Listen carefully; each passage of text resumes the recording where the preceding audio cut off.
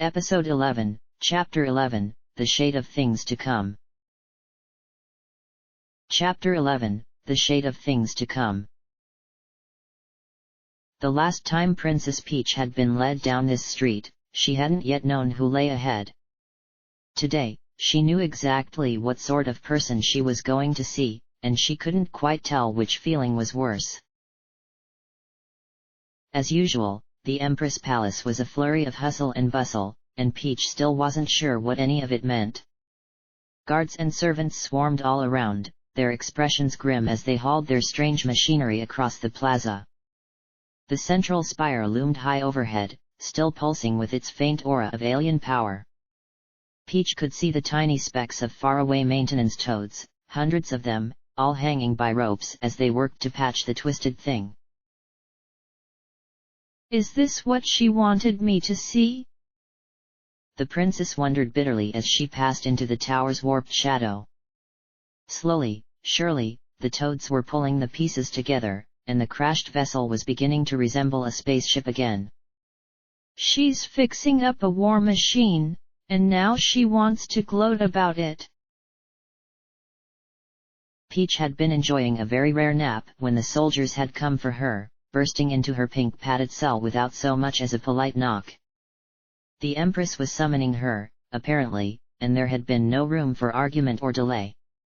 By the time Peach had finished rubbing the sleep from her eyes, she was already halfway down the lift with an escort of silent guards. The trip through the citadel had been a brisk one, and before long she was back in the golden hallway that had led to that awful dining room.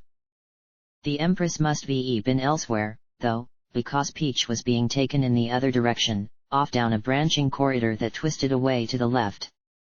The grandeur was less blatant here, but the passage was wide enough, and the carpet plush enough, to show that these were still the chambers of royalty. At the end of the hall, Peach found herself in an empty circular atrium. There was no roof, but the sheer glass walls seemed to stretch infinitely upwards into the darkening sky. The princess was still trying to puzzle out the purpose of this strange place, when the whole floor shook and began to ascend the tube with a pressurized whoosh. She realized the truth as she fought not to stumble. This thing was a massive elevator, and it was taking her up the spire. As the lift rose higher, Peach tried to get a peek at the view from in between her captors.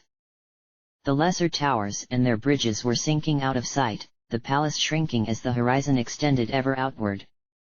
Every so often, coils of that pervasive silvery wire would sweep past the glass, and the princess could feel its energy buzzing through her as she ascended. But Peach's eyes were drawn past all that, to the great outer wall that spanned the distant skyline. From this high angle, she could see that immense machines had been affixed along the top in an endless line. It was a palisade of solar arrays and parabolic reflector dishes, intermixed with floodlights and antennae. Yet more cables snaked between them all, linking them into the bizarre techno-decadent monstrosity that this palace had become. Those weren't there the last time I checked, Peach thought, wondering just how far her counterparts' plans had progressed. Even as she watched, the panels were being adjusted and the huge dishes aimed, spinning, and settling like segments of a great silver worm that lay atop the wall. The worst part is, I still have no idea what they're supposed to do. The long lift finally trembled to a stop, and Peach was led out onto a metallic sort of terrace that jutted awkwardly out from the tower heights. It might have been the ship's tail fin once, long ago, but railing and ingenuity had turned it into a balcony. The princess stole a cautious glance down over the side, and her stomach instantly regretted it. She was nearly at the top, it turned out, and the ground was over 90 spiraling stories away. At the terrace's far end sat Empress Toadstool, lounging on a cushioned litter in all her enormity.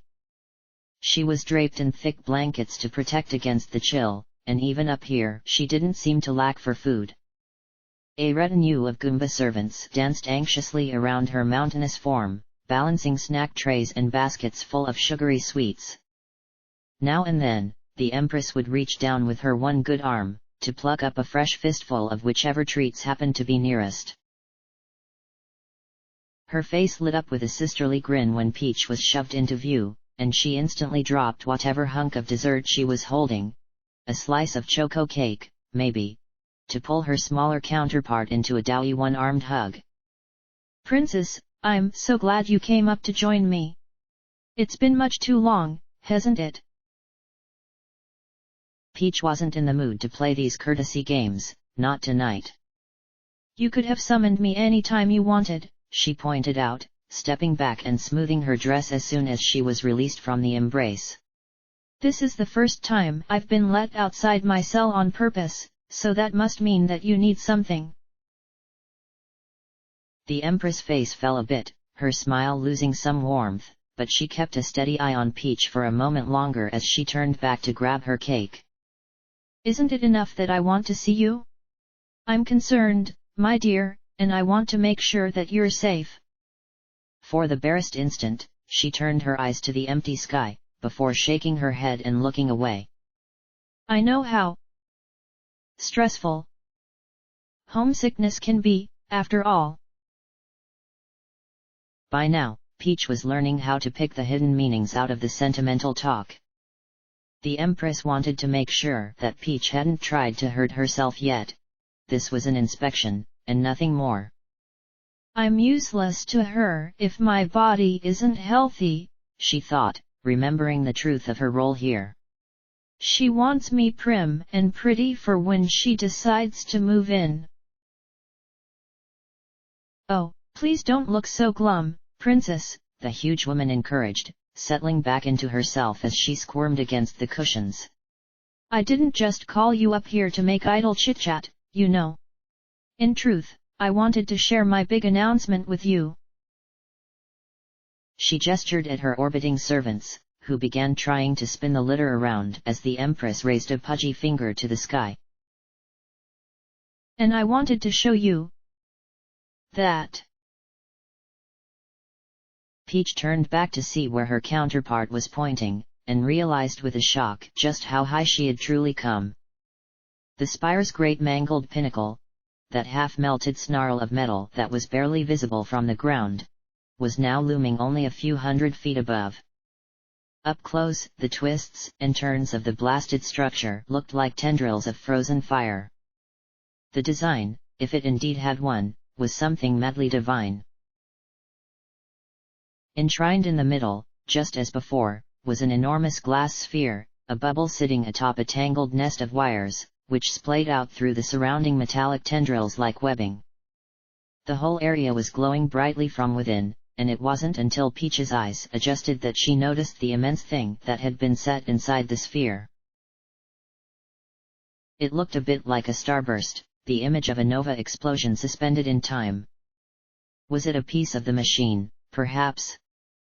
Whatever it was brilliantly golden, and as it spun slowly within its globe, soft shadows spilled out across the terrace like rippling water. "I've seen it before," Peach realized as she watched the strange star pulse and shine. "That night, when the truck came in, this thing was being carried on the back." "What? What exactly is it?" Peach asked, squinting to try and get a better view through the harshness of the glare. The light was too bright, though, and soon she had to turn away. "Is this something to do with your plans for me and my kingdom?" "You certainly have a one-track mind, my dear," the Empress chided, shaking her head with a sigh. "I respect that kind of focus, I really do, but can't we leave that little issue alone?" She cast the princess a warning glance as her servants spun her back to face the faraway lights of the city. "No, everything you see up here is an instrument of celebration. We're preparing for the festivities." Wait, festivities? This was sounding familiar. The night they had met at the feast, hadn't the Empress said something about the lights and sounds of a grand celebration? "I'd just assumed she was saying that to mock me," Peach thought, trying to remember more. "She's brought it up twice now, so is it actually going to happen?" It makes no sense. It's my understanding, the Empress began as she grabbed at a passing glass of wine, that you're known as quite a spectacular party thrower, princess. Is it true that you were hosting a starlight gala on the night that my sorcerer caught you? It apparently wasn't a real question, because the woman didn't wait for an answer. I barely remember any of the old star festivals, myself. I remember the war, but there wasn't much holiday cheer during those times. By the time peace returned, there were no stars left to celebrate. She sat up a little straighter, and her eyes seemed to shine just a bit brighter. So I thought to myself, why not give one last gift to this forsaken world? The day of my departure is coming soon, so why not send myself off with a bang? The golden starburst pulsed in the background, and its many shadows danced across her face. The Empress turned to grin down at Peach, but the princess could see something cold and hungry slithering behind that smile. It was your idea, really.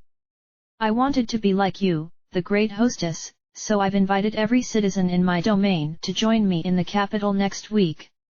Together, we'll celebrate the first star festival to be held in 20 years. Peach had tried to keep up her composure, she really had, but this was too much. You've invited everyone to a star festival in a world without stars, and you expect them to just go along with it? Are all of your plans such complete and total nonsense?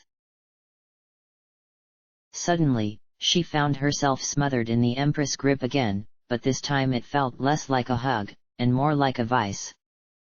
The stars are not all gone, princess. Not all of them, not yet. Peach felt like a manhandled telescope as her other self jerked her gaze up towards a specific part of the sky. Look up there, and you'll see it. The last star. At first, Peach only saw the yawning blackness of a blank void, the same dead sky she had been stuck staring at for weeks.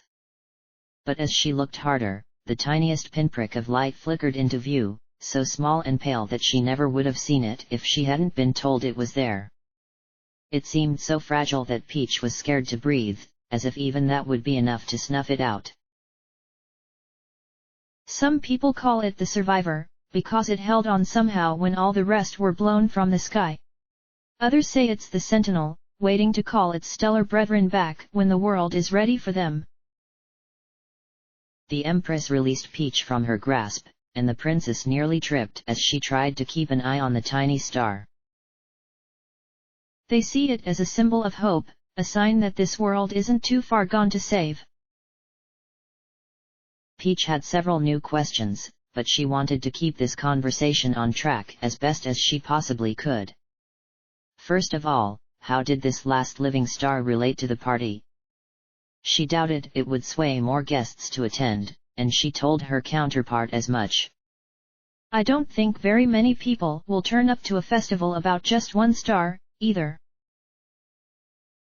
The Empress' grin was positively triumphant, and Peach could tell she had said exactly the wrong thing. They won't have to, princess, because I've promised them so much more. My little light show is going to draw a huge crowd on festival night. The Empress explained, and together they looked back at the encased device. For just an instant, Peach caught a red flash in her parallel's eyes, which struck her as odd since the glow from above was yellow. Let's just say, the air that night will be filled with the power of new starlight. Empress Toadstool said nothing more, and soon returned to the solace of her meal. Before long, Peach was being led back to the lift, away from answers, away from hope, and away from that machine and its terrible golden light.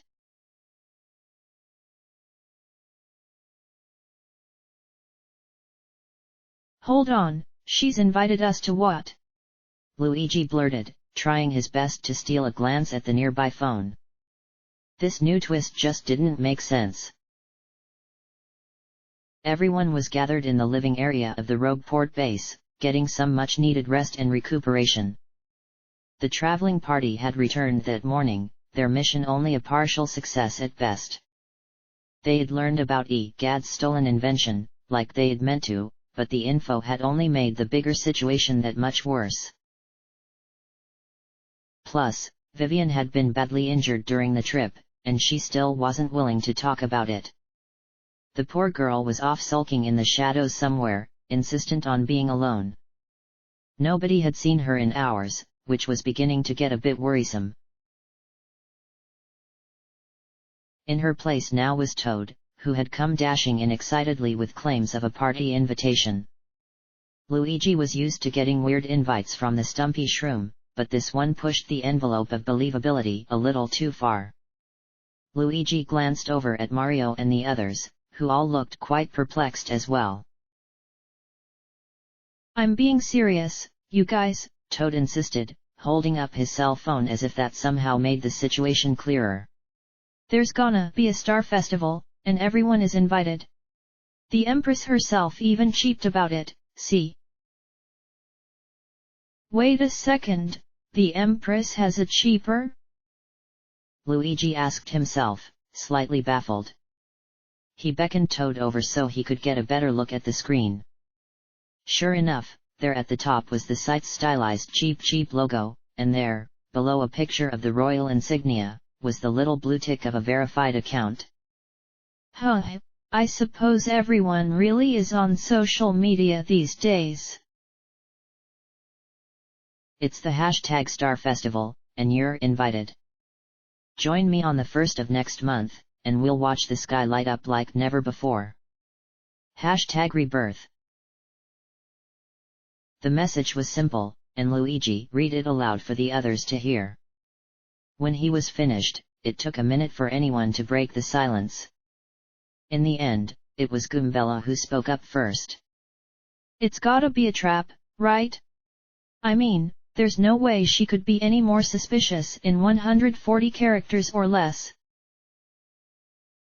By this point, Yoshi had snatched up the phone to read the text himself, much to Toad's frustration. It might be, but it could also be the next phase of her plan. What is hashtag Rebirth supposed to mean? Is that a thing people usually cheep about here? Nuh-uh, I've never seen it before, the Goomba girl answered, but she backpedaled when the group's eyes fell on her. Not that I actually use social networks, of course. Those things are, like, way too mainstream for my tastes. I'm more of a Goomchin kind of gal, you know. Lady Bow was fluttering around, still intent on seeing the screen for herself. If it means anything, it's most certainly something bad. I don't trust anything about this message, and that's precisely why we should investigate it. That's when Mario stood up, taking his action stance that Luigi had feared since they were kids. Every time his brother stood up like that, it meant they were about to do something messy and reckless. Sure enough, the next words out of Mario's mouth were, "We can't just ignore this. If there's a chance that the Empress means to hurt people, then we need to stop her." Luigi had to object, for what little good it would do. But bro, think about it. How are we possibly going to sneak into a huge city filled with millions of partying strangers who don't even know us at all? He paused to turn the statement over in his head. I mean, it wouldn't be that hard, but still. Toad was up on the sofa back by now, still trying to get his phone back from the dinosaur. It'll be easy. We can wear disguises, and have codenames, and use those surveillance drones that Rolf has in storage. The little guy was working himself into a frenzy of heroic anticipation. It'll be like something out of Toad Force V. It would be a good opportunity to slip into the city unnoticed, Bao commented, bobbing up and down in a subtle full-body nod. If truly everyone has been invited to the Star Festival, then the palace's guard force will be stretched thin trying to keep the crowd in order. Even if they were expecting us, they'd never find us. Goombella was starting to grin, having been swept up into the hype with everyone else. For this one night, the capital will be in total chaos.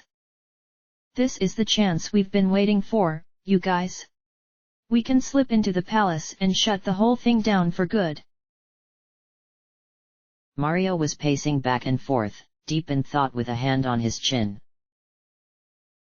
If we can take advantage of the celebration, in order to rescue the princess. Clearly, this plan had spiraled a long way from a simple reconnaissance quest. Now, everybody was wondering just how much could be accomplished in this single night. Wait a second, are we pulling a Bowser? Yoshi exclaimed at the mention of Peach, realizing what shape this scheme was starting to take.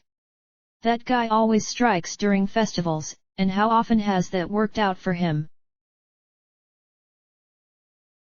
Every single time, Luigi muttered, resigned to the fact that this was going to happen.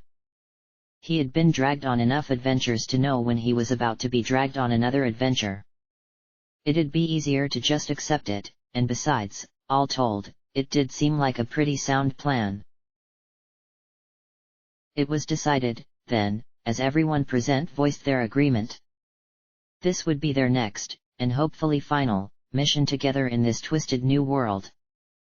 They still had a few nights left to work out the particulars, and to get the rest of the team on board, but it was clear that this party needed to be crashed. This whole mess had started with a Star Festival, although it seemed like a lifetime ago. Now, if luck was on their side, it would end with 1, 2.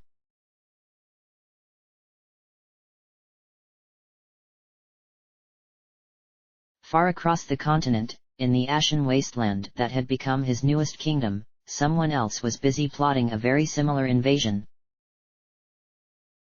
Gway, ha ha ha ha! It's perfect! Bowser Koopa laughed to himself as he stomped his way across the dusty campsite. I'll attack during the big festival. Those chumps in the palace will never see it coming. A few days prior, Kamek had returned from wherever he typically went, with big news about Empress Auntie Peach's plans. Apparently, the lady was preparing her city for some kind of gigantic carnival. Or maybe it was more of a gala, knowing what the real Peach was like back home. Either way, it put her in a prime position for a good old-fashioned Bowsering. It wouldn't be easy, though. The Koopa King had spent the past few days trying to pummel his new troops into fighting shape, but it turns out that peasants who've lived in terror for 20 years aren't exactly great soldier material. True, they'd be armed in battle with a treasure trove of power stars, but invincibility only means so much when your basic reflexes and instincts are telling you to run and hide. The army was moving back southward at a glacial pace, too. The extra troops meant a larger supply train to manage, more land needed to make camp, more time needed to set it up each evening, and still more time to tear it all back down the next day. These were all problems that could be solved with a few simple airships, but there were none of those handy in this rotten timeline. Bowser made his way through the camp, trudging past off-duty minions who were resting in simple lean-to tents or grouped around the blazing fire pits. The air was thick with the typical Koopa Kingdom smoke, but today the fumes carried the alluring sense of a legion's worth of cook fires. Bowser was sorely tempted to go and claim a shank of roasted meat from somewhere, but he had bigger things on his mind right now. He had been getting bored of watching the Koopa Trolls run drills with the recruits, so he had decided to head off in search of something to accomplish. He wanted to talk strategy with someone before the invasion, and get all the plans in order, but that meant finding a minion who wasn't a total numbskull, which was no small task. Maybe Cammy or Kamek would have some juicy new rumors that Bowser could incorporate into his schemes. Speaking of Kamek, where was the weaselly little mage, anyway? Bowser hadn't seen him all morning, or even last night, which was pushing it a bit much. The Magic Koopa liked to warp off to parts unknown, but he always popped by in the evenings, sauntering casually up to join the group like his absence hadn't been noticed by everyone. In truth, it was beginning to be a really tired act. Kamek, get your wrinkly butt out here! Bowser roared, hoping the wizard would suddenly appear like he usually did, but nobody came. The Koopa King spun around to check behind himself, just to make sure, and then set off again with an exasperated sigh. This was just plain awful job performance, and Bowser wasn't going to stand for it this time. He knew that Kamek had a tent on the outskirts of camp, although he wasn't sure if he had ever seen the little mage actually use it. Still, it couldn't possibly hurt to check, so he turned to make his way in that general direction. Along the way, he passed more troops and more tents, plus a trio of shy guys eating lunch in a lonely corner, who were suddenly scrambling over themselves to hide their food and their faces from view. It didn't take long to find the wizard's tent. It was larger and fancier than its neighbors, and had clearly been conjured up by the magic of a show-off. Bowser's first instinct was to simply charge in, but he decided to be generous and give his minion one last chance to appear on his own terms. Kamek, I know you're in there. Answer me, or I'll barge in there and fry you alive. There was a sudden burst of clatter, followed shortly by a pitiful whimper and some heavy breathing from inside the tent. Ow. Pa, please don't come in here, my king. I'm not feeling very well today. So Kamek was in there, and he sounded rather stressed. Bah, I probably just caught him sleeping without his shell on, or something. Bowser guessed, not really caring if he had embarrassed the little guy by showing up unannounced. Without a second thought, he lifted the flap and shoved his way inside. He instantly regretted it. The place was a mess, and so was Kamek. The Magic Koopa was huddled on the edge of a bench, sweating profusely as his hands glowed with what little healing magic he knew how to use. His old wizard's cloak lay discarded on the floor, and as Bowser looked closer he saw that it was practically in cinders. Suddenly his comment about frying Kamek alive seemed a touch insensitive. What the heck happened to you? The larger Koopa asked, stepping closer to get a better view. It wasn't a pretty sight. Kamek's right leg was a charred ruin, blistered and black from his hip to his claws. There were smaller burns all over his body from where, Bowser guessed, he had been trapped for a while inside the blazing robe. He was oozing and nasty all over, and the Koopa King wondered just how much worse he had been before the healing session had started. It's nothing, your intrusiveness. A minor incident, that's all. Kamek lied lamely, shifting himself as he set his injured leg up on the bench. I was walking through the camp last night, when I slipped and tumbled into a campfire. I'll have this all healed up. Ow. He recoiled as something made an unpleasant bursting sound. In no time. Must be been a pretty feminine campfire, Bowser grumbled, noting how the deepest burns made the shape of a slender handprint on the wizard's upper thigh. Kamek winced away from the observation, but Bowser just pinched the bridge of his snout and sighed. He wasn't mad, just disappointed. Look, I'm not gonna kink-shame you or anything, Bowser said, wondering what kind of hot chick had left that mark up in there. Did Podoboo secretly have hands?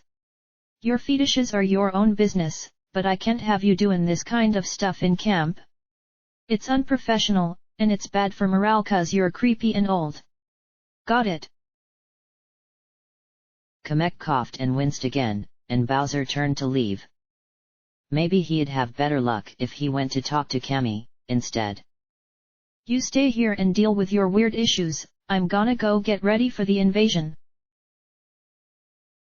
Before he could push his way back out into the dim daylight, he heard the Magic Koopa calling him back. Lord Bowser, wait. I can still be of use, even as I am. I exist to serve in council, so share your plans with me. What a decision. If Bowser left, he might lose out on some valuable insight, but if he stayed, he'd have to keep looking at that gross leg. In the end, he decided to make the sacrifice and turned back. The plan is simple. we'll sack the palace and thrash the guards.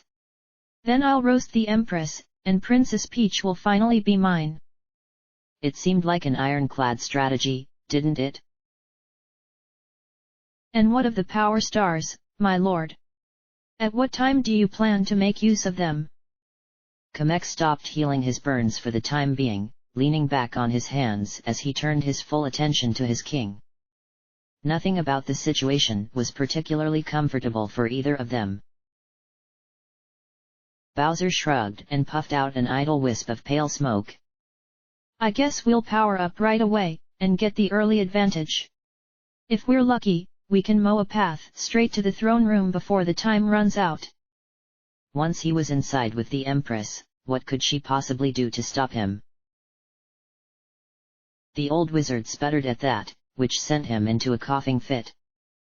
When he pulled himself together, he was frantic. No, Lord Bowser. You mustn't waste your power so quickly. Those stars should be saved until the last possible moment. The Koopa King gave his best skeptical snarl, glaring at Kamek until the little mage chose to clarify. The Empress is much more dangerous than she appears, you see. I don't see, so how about you tell me?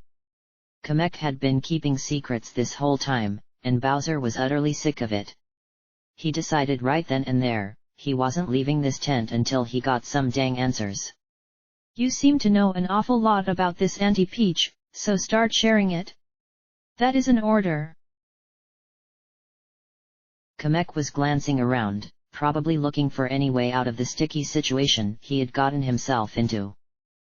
Surely, he must know that if he warped himself away, he'd never be welcome in Bowser's camp again. Finally, he just sniffed and offered up a weak excuse. She has quite a reputation, so I've heard a lot in my travels. It's a long story, though, and I'm not sure. Just start from the beginning, then. Bowser roared, letting the fire ignite in the back of his throat. Kamek jerked back at the sight of the flames, realizing the blatant threat. Tell me about the war, the Koopas, the Empress, all of it. I'm sick and tired of being strung along like some kind of serial reader. For good measure, Bowser stomped over and plopped himself down on the bench beside his captive narrator. The wooden structure gave an ominous creak under his weight, but managed to hold itself together somehow. This was it, the big reveal, and Kamek showed that he knew it with a surrendered sigh. Long ago, invaders came from the sky, the wizard began, looking wistful and sad. The people of our world drove them off, but at great cost, and when they came back, we weren't ready. When they returned, these dark creatures from beyond, these harbingers of celestial doom. Just call 'em aliens, old man, Bowser interrupted, wanting this tale to get on its feet as soon as possible. You're not gonna make your stories sound any cooler by using bigger words. As you wish, sire, Kamek nodded, looking slightly perturbed. The aliens came back, and they began laying waste to our beautiful world. Almost overnight, it seemed, we were brought to the edge of extinction. The Magic Koopa seemed to grow older and more tired with each word. People prayed to the star spirits for salvation, but their wishes and prayers went unanswered. The stars didn't care about our plight, and there was no way to truly reach them. Kamek paused there to shift his leg, and it took him an awkward while to start speaking again. When he did, his voice was thin with the weary sadness of memory. But there was a sorcerer, who thought he knew a way, and in his arrogance, he tried to save the world alone. The old man sighed, too far into this tale to turn back now. He knew of a prophecy, of 7 children who had been born with the souls of powerful stars. These star children were a living link to the heavens, and through them the sorcerer believed that he could control the stars themselves. That he could gain the power to make his own wishes come true. Bowser snorted at the absurdity of it all. So this guy wanted to hack the system using a bunch of snot-nosed kids? What a dumb plan. Why not just steal the star rod if you need wish power that badly? Kamek merely shrugged and kept speaking. There was no way to find it. By that point in the invasion, Starhaven had hidden itself beyond all mortal access. The Star Children were the only way to pierce the veil. But everything went wrong. At the moment when the Celestial Link was strongest, the Sorcerer's plan was discovered. It all fell to pieces in a single night of chaos, and the children were left to die. Kamek didn't look sad anymore, but angry and betrayed. They were slaughtered, one by one, and as they died the stars went out. The link was still in place. Bowser could hardly believe this nonsense. Was this sorcerer the stupidest guy ever? He plugs a pack of brats into, like, the soul of the world, and then he lets them get killed? What was next? A weepy sob story about how he wasn't the villain here. Sure enough, exactly that was next. In the end, only 2 people made it out of there alive. The sorcerer, and the girl who would become Empress Toadstool. He vowed to protect her, but as she grew, she changed. Kamek looked deep in thought, like he was trying to puzzle out the secret to some ancient mystery. The sweet little girl had died that night, leaving behind something twisted and spiteful in her place. A parasite born of tragedy, which only grew larger and larger as the years passed. The sorcerer was loyal, but she repaid him with vengeance all the same. He had turned her world to ashes that night, so in return, she slaughtered his entire species. Kamek nodded in the general direction of outside, and Bowser got the message with a cold and hollow chill. It was a genocide carried out in the name of fair retribution. So, this sorcerer was a Koopa, then? A magic Koopa, most likely. Bowser was slowly putting the pieces together, but there were a few key bits that he had probably missed. Wow, what a total loser. What happened to him, Kamek? The little mage blinked, trying to comprehend that he had truly just been asked such a thing. Finally, he came up with a vague answer. Nobody knows, my lord, but he's sure to be a broken mess.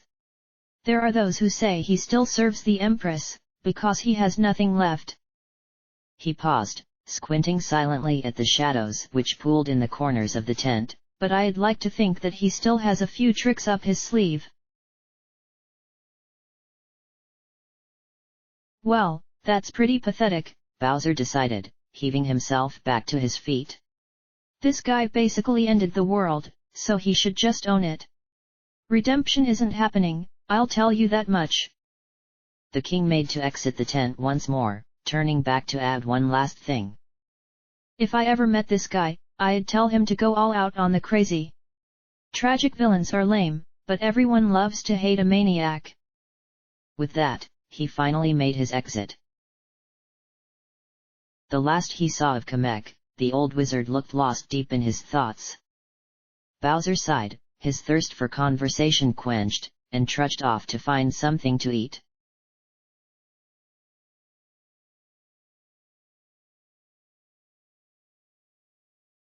So, you and the princess are, like, pretty close, huh?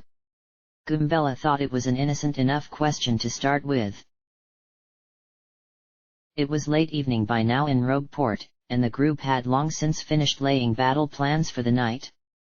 Goombella couldn't sleep, so she had decided to try striking up a conversation with Mario, who she had spotted in her tired wanderings. Maybe he wasn't sleepy tonight, either?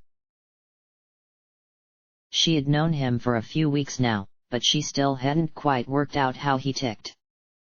He was the quiet type, and maybe introspective, but when fights broke out he was totally fierce. Did he like battling, or had he just become good at it by necessity? Was he stoic, or antisocial, or maybe just shy? Goombella wished he was as easy to figure out as his milder brother, Green Statch.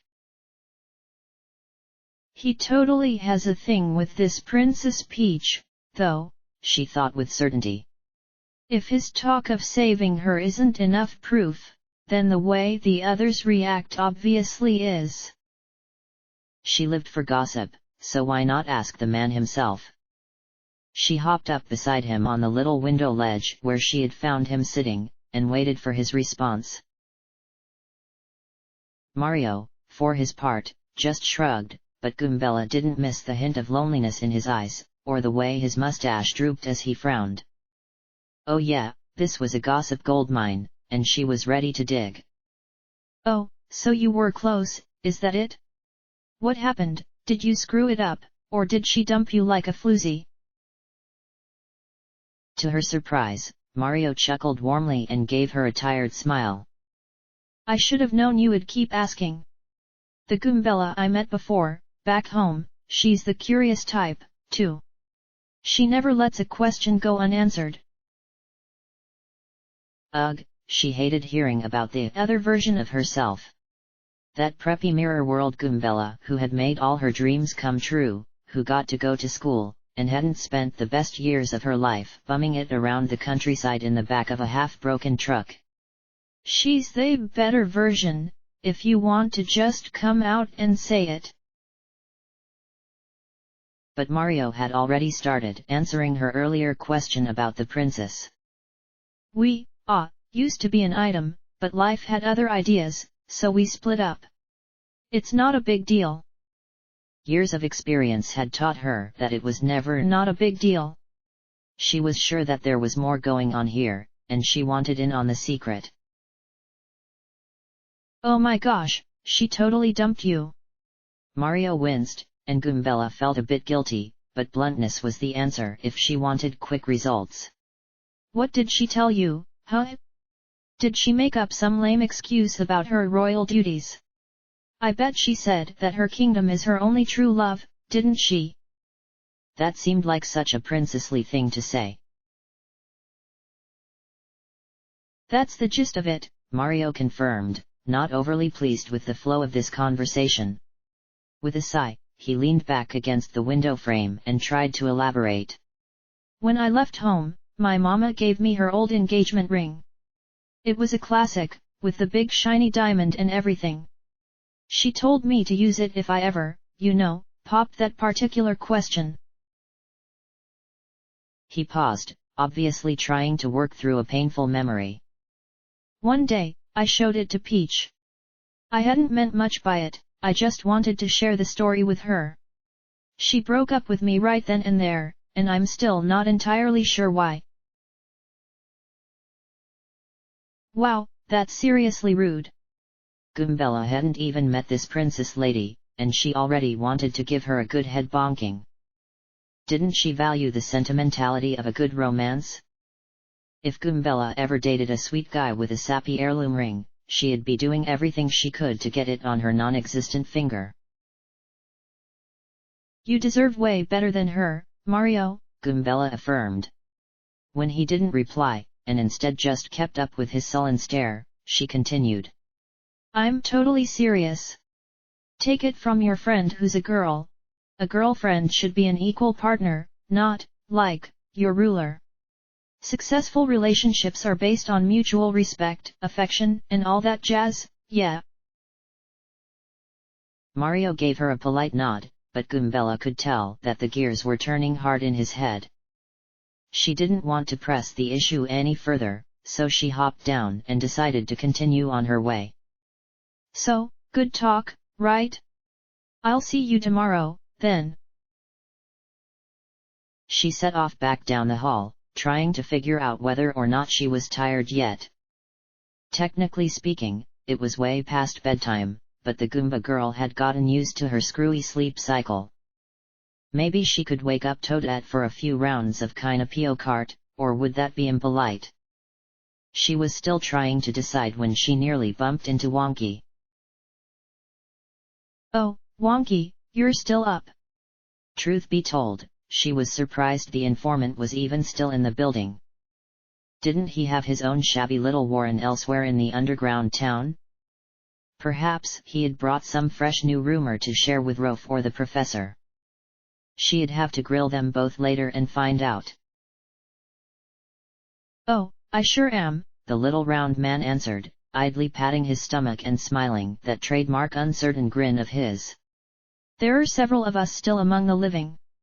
There's you, and me, and that odd purple lass." "You mean Vivian? Wait, you've seen her?" The shadow siren had been in total recluse mode since they had gotten home that morning, and her friends had been getting pretty worried. Just how badly had those Twilighter soldiers brutalized her, anyway? "Where is she, exactly? I'd like to see her myself, you know."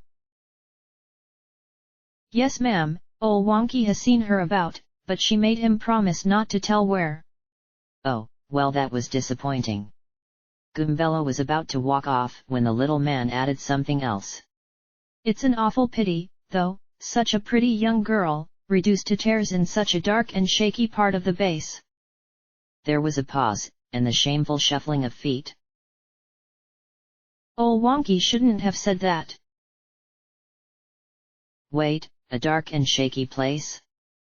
The resistance base was well lit and stable. All except for the western wing, which was abandoned, because it had been slowly crumbling into a natural ravine for quite some time. Leaving Wonky to fret over his mistake, Goombella trotted off down the hallway in search of the elusive siren's hiding spot. "Why would Vivian seek out the darkest spot in the base?" she asked herself while trying to navigate the path from memory. She had only been in this part of the building once, back when she had been a sassy recruit who wanted to explore. "She's a shadow, but I always thought she liked to be in the light." It didn't take her very long to reach the rotten old archway that led into the wing, and as she slipped inside, she tried looking around for signs of an intruder. Had the blankets of dust been disturbed, or were any of the doors open that shouldn't have been? Goombella could barely remember how this place had looked the last time she had been here. She'd just have to press onward and hope for the best, then. This whole area had a sorrowful aura about it, like a structure that wanted to try so much harder than it could. The unlit rooms were empty of furniture, and the walls and floor were cracked and spotted with wild mushrooms and mold. There were probably some fuzzies living in the rafters, knowing their affinity for dank places. A wet wind of fetid ocean spray drafted in from everywhere, a constant reminder of the bay up above, and of the yawning chasm that lay just beneath the floorboards. In the end, it was the noises that led Goombella to the spot she was searching for. It started with a faint scratching through the wall, but as the Goomba made her way stealthily across to the opposite door, she began to pick up on the rapid sound of shallow breathing. "Oh wow, so she's actually in there?" she thought, inching over to get a peek beyond the doorway. Vivian was indeed in the next room, and Goombella nearly went inside to greet her, but instinct held her back. Something didn't feel quite right about all this. The shadowy girl was in the corner of the room, splayed on her back at the edge of the abyss. The far wall had long since fallen away, taking a sizable section of the floor with it. Now, Vivian was staring wide-eyed into the void, scratching at the floorboards with one hand while the other dangled lazily over the edge. The siren was muttering to herself, too, although the words weren't easy to make out. Goombella caught a few odd snippets here and there, things like "keep it together," and "not much longer," and "she can't get us now." Her sentences were punctuated by fits of breathless giggling which sounded too hollow to be sincere. Anxious to hear more, Goombella tried edging further into the room, but she must be made some noise, because Vivian silenced herself as she shot up to scan the area. Her gaze soon fell upon the doorway, her pale eyes glinting warily in the shadows like those of a feral cat. "I see you there, Goombella," she finally said in a sing-song voice. "Let's sit together, okay? Step out of the light, and into my darkness where it's safe." Goombella wasn't too sure about this, because it seemed like the siren was in the midst of a breakdown. But that just meant she needed lots of love and support to get through it, yeah? No matter what those soldiers had done, the kind and bubbly Vivian she knew still had to be in there somewhere, right? Sighing, she waddled over and joined her friend at the lip of the abyss. It's so pretty down there, isn't it? Vivian was saying, although Goombella couldn't see anything below except empty and desolate blackness.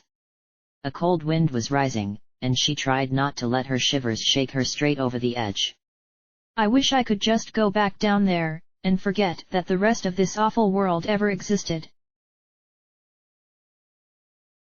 She wants to go back in that hole?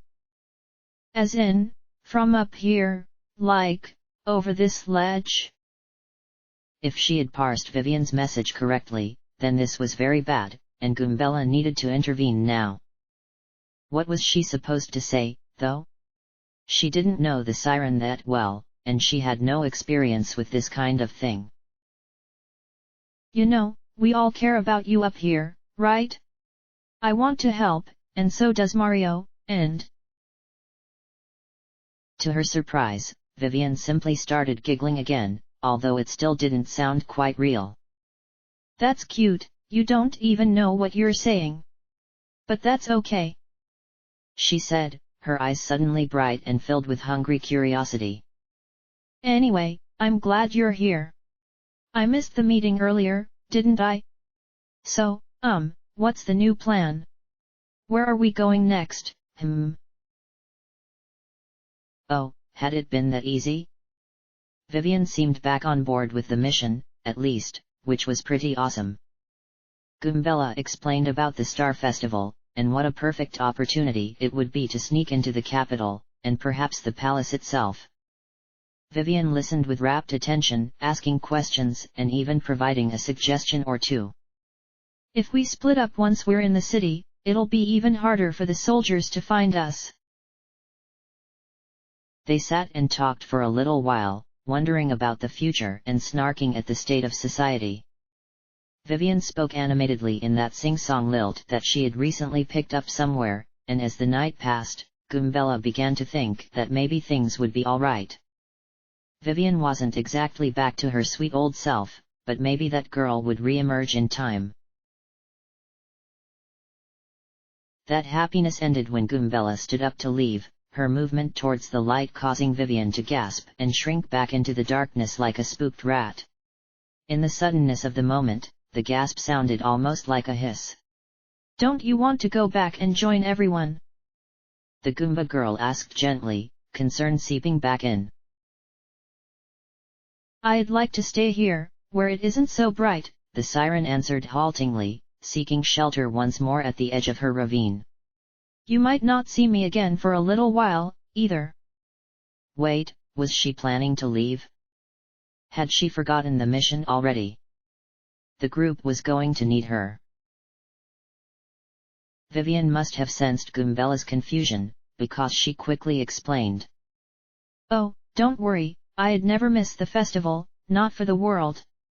I'll be with you all every step of the way, making sure everything goes according to plan. Well, it was something, at least. An improvement was all she could really ask for as a friend. With a final good night, she turned and left the cold, dark room behind. Soon after, she heard that broken laughter start up again, and as Goombella returned alone to the well-lit side of the resistance base, she couldn't shake the feeling that something important was out of place. By the time she finally crawled into bed, tired from her travels and excited for the battles to come, she had already forgotten all about it.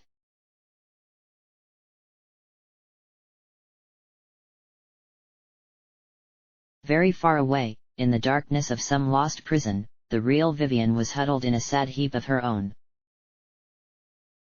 She squeezed her eyes shut as tightly as she could, curling herself up in the corner until she thought she might be invisible enough.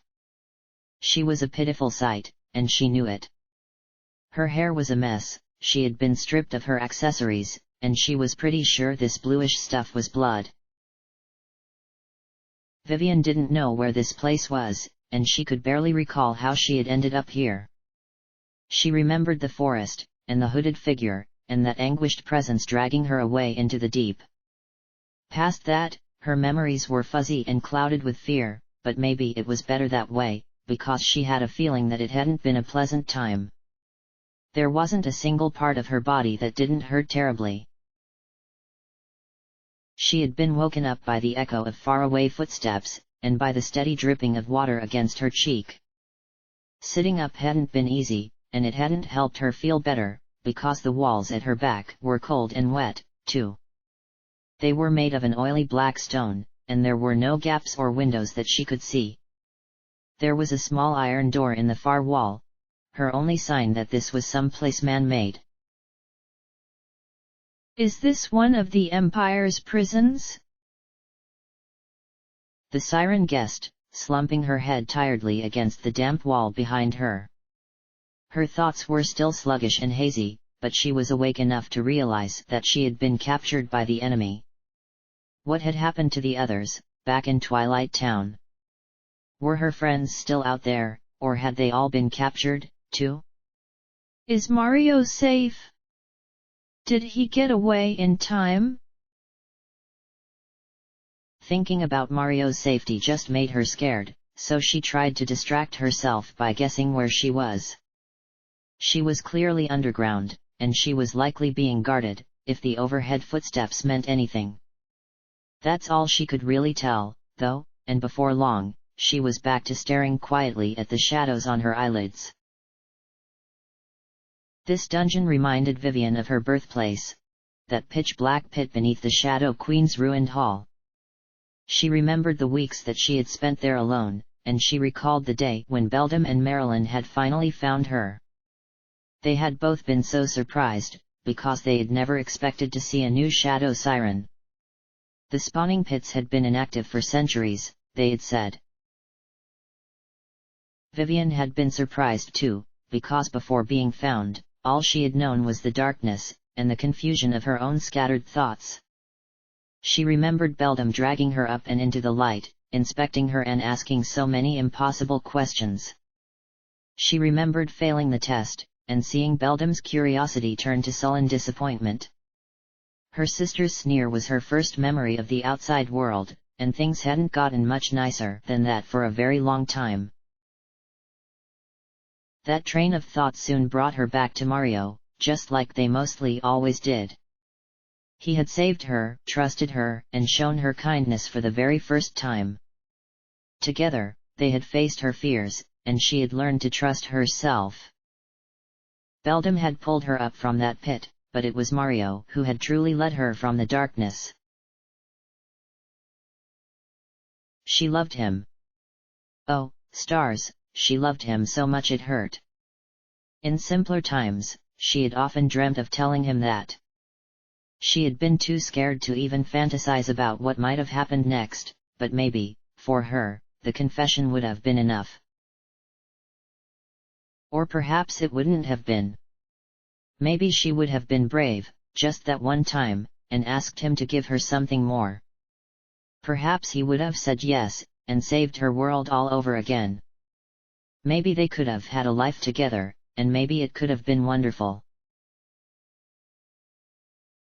It didn't matter either way, because now she was here, and they'd likely never see each other again. Vivian had no illusions about her situation. Her friends hadn't seen her get kidnapped, so they didn't know where she was. They had probably checked her room at the inn, given up, and gotten back to more important things. If they have to leave me behind, I understand. Her only chance was to escape by herself, but could she even do such a thing? It was a long shot, but she had to at least try. Vivian lowered her arm and gave it a short, experimental dip into the shadows, drawing her fingers back as they sparked off of a hidden barrier spell. No, it wasn't going to be that simple. Her captors had thought of everything, including her shadow powers. She tested the barrier a few more times, just to make sure, tracing her way around its strange hexagonal seams that she could feel but not see. If she tried her hardest, she could almost keep her hand against it without flinching, but no matter what, she could not break through. I can't just give up. I need to try my hardest, until the very end. Vivian unfurled herself from the corner, sitting up in preparation for the biggest attack she could muster. I'll get out of here, just wait and see. She summoned flames to her fists, fueling them with all of her hopes, her determination, and the very strength of her soul. With a cry of victory, she plunged the inferno down into the barrier like a blazing drill. The shield mocked her with a ripple of hexagons as the attack had no effect, and Vivian was blasted back against the wall in recoil. In utter pain and out of ideas, Vivian let herself sink back to the floor. She had failed another test, hadn't she? What use was she to anyone, if she couldn't even save herself? Her friends deserved better. Mario deserved better. The ceiling must have started dripping again, because she felt water streaming down her face. This is my life now, she supposed, curling into the tightest ball she could manage. A bleary ending to match how it all began. She was trapped, she was cold, and she was scared. Worst of all, she was alone.